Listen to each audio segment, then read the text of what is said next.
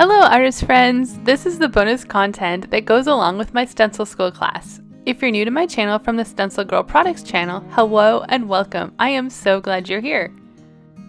I would absolutely be honored if you not only liked this video, but also subscribe to my channel. Leave a comment below, let me know you're new here so I can get to know you a little bit more. If you already subscribed to my channel, don't worry, you can leave a comment too.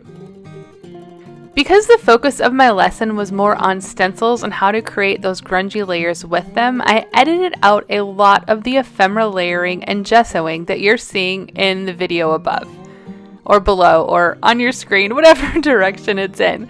I thought I'd add all of this content as a separate video just in case you wanted to see those first layers in a little bit more detail. I explained the process in the lesson, so I won't talk any more through this one than this little intro.